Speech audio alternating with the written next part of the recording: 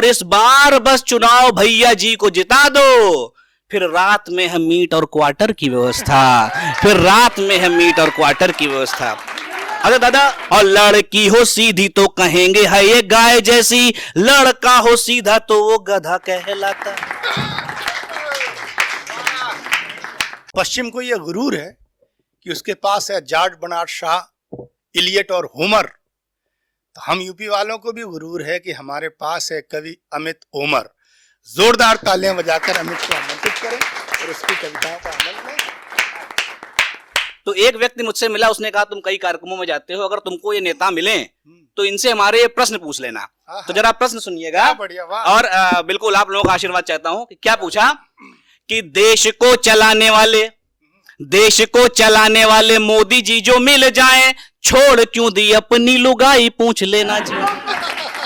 कि देश को चलाने वाले मोदी जी जो मिल जाएं, छोड़ क्यों दी अपनी लुगाई पूछ लेना जी। और इतना ही पैसा जब अखिलेश जी के यहाँ, इतना था पैसा जब अखिलेश जी के यहाँ, बंगले की टोटी क्यों चुराई पूछ लेना जी। और आलू डाल डाल के बना के सोना राहुल की, कितनी है हो चुकी कमाई पूछ लेना जी। आलू डाल डाल के बना के सोना राहुल की, कितनी है हो चुकी कमाई पूछ लेना जी। और यदि कभी मुलाकात केजरी से हो जाए तो खांसी वाली अच्छी सी दवाई पूछ लेना जी। यदि कभी मुलाकात केजरी से हो जाए तो खांसी वाली अच्छी सी दवाई।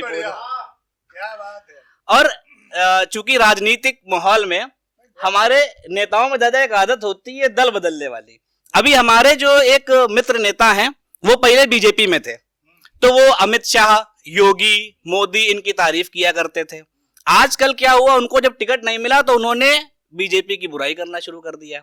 तो हमने उनसे कहा कि क्यों करते हैं, तो नेता के मन में क्या होता है वो क्या कह रहा, सुनिएगा कि यदि हमें भाजपा ने टिकट दिया नहीं तो, यदि हमें भाजपा ने टिकट दिया नहीं तो योगी मोदी शाह वाला जाप भी बदल देंगे। और यदि कांग्रेस ने भी अपनाया ना हमें तो महंगाई वाला ये विलाप भी बदल देंगे। और सपना है अपना कि बनना विधायक है, सपा क्या है बसपा क्या आप भी बदल देंगे। सपना है अपना कि बनना विधायक है, सपा क्या है बसपा क्या आप भी बदल देंगे। और पार्टी तो पार्टी है, पार्टी में रखा क्या है, सीट के लिए तो खुद का बाप भी बदल देंगे।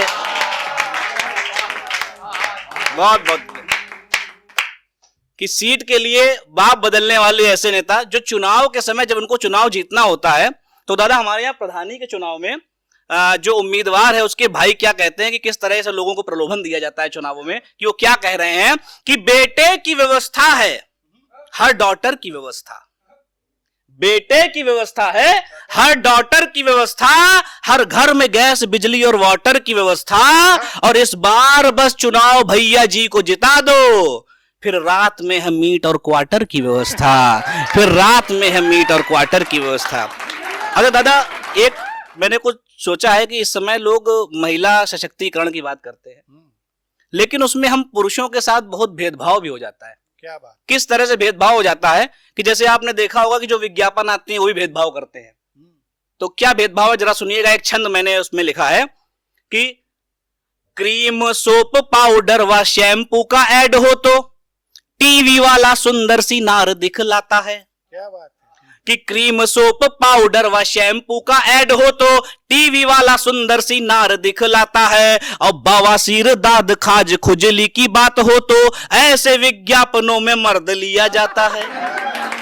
कि क्रीम, सोप, पाउडर व शैम्पू का ऐड हो तो टीवी वाला सुंदर सी नार दिखलाता है। और बवासीर, दाद, खाज, खुजली की बात हो तो ऐसे विज्ञापनों में मर्द लिया जाता है। और पुरुषों के साथ ये जो हो रहा है भेदभाव, सच मैं कहूं तो अब सहा नहीं जाता है।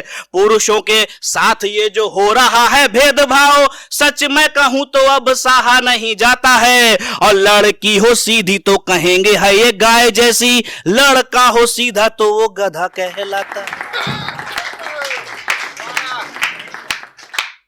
और तो इसलिए हालांकि मैं भी महिला सशक्तिकरण की बात करता हूं, मैं भी मानता हूं कि महिलाओं को आरक्षण मिलना चाहिए दादा। मैंने भी महिलाओं को आरक्षण दे रखा है, अपनी फेसबुक आईडी में 90%। तो मेरा मानना है कि महिला, लेकिन इतना नहीं कि हम पुरुषों के साथ इस कदर भेदभाव होने लगे। आगे बढ़ते हैं और बताते हैं कि मैंने कहा कि भाई देखिए जो पत्नियां होती है, ये अंशुमान है, अभी इसकी शादी नहीं हुई है, तो ये बहुत लंबा कवि है। आप लोग देख रहे हैं कि ये हमारे शहर का बहुत लंबा कवि है। ये लंबा, इसका विजन भी हमेशा से बड़ा रहा है, इसका लक्ष्य भी हमेशा से बड़ा रहा है। ये जब 7th में पढ़ता था तो 9th की लड़की पे इसका दिल आ गया, तो इसका लक्ष्य हमेशा से बड़ा रहा है। और एक बार एक लड़की के साथ बैठा हुआ था, अपनी गर्लफ्रेंड को लेके गया रेस्टोरेंट पे, तो वहां पे इसकी प्रेमिका ने इससे कहा प्यार से कि जानू कुछ ऐसा बोलो कि मेरा दिल जोर जोर से धड़कने लगे। तो ये बोला धीरे से, ऐसा है हमारे पास पैसे नहीं है। तो इस तरह की घटनाएं इसके, लेकिन अब ये शादी तो हुई नहीं है, तो ये शादीशुदा लोगों का दर्द समझ नहीं सकते। तो जिन लोगों की शादी हो जाती है तो उनको क्या करना चाहिए, तो मैंने अपनी एक दिन पत्नी से कहा, मैंने उससे कहा कि तुम हर चीज में बहुत वक्त लगाती हो, तुम कोई काम जल्दी नहीं कर पाती हो, और देखो मैं केवल 2 मिनट में तैयार हो जाता हूं और तुम 1-1 घंटे लगाती हो। तुम्हारे पास मेरी इन बातों का कोई जवाब नहीं होता है और तुम्हारे चक्कर में मेरा बहुत वक्त बर्बाद होता है। तो उसने कहा कि मेरे पास आपकी हर बातों का तर्क होता है और 2 मिनट में तो मैगी भी तैयार हो जाती है, लेकिन मैगी और शाही पनीर में बहुत फर्क होता है। लेकिन मैगी और शाही पनीर में बहुत फर्क होता है। तो इसलिए दादा महिलाओं को बहुत प्यार से रखना पड़ता है। और क्योंकि बादल कब गरजेंगे, बादल कब बरसेंगे, ये तो मौसम विभाग बता देता है, लेकिन बीवी कब बरसेगी ये मौसम विभाग वाले नाना भी नहीं बता पाएंगे। तो इसलिए एक छंद सुनिएगा कि पत्नियों को कैसे रखना चाहिए। पत्नी को प्यार से ही रखना पड़ेगा बंधु, उससे जरा भी ना कड़ाई हो पाएगी। पत्नी को प्यार से ही रखना पड़ेगा बंधु, उससे जरा भी ना कड़ाई हो पाएगी। और खाना पानी ना मिलेगा, ना मिलेगी सेवा यदि तुमसे ना उसकी बड़ाई हो पाएगी। और तालमेल कैसे रखे स्वयं तुम्हें सीखना है, तालमेल कैसे रखे स्वयं तुम्हें सीखना है, इसकी कहीं भी ना पढ़ाई हो पाएगी। और झाड़ू पोछा सारा काम यदि आदमी ले सीख, उस घर कभी ना लड़ाई हो पाएगी।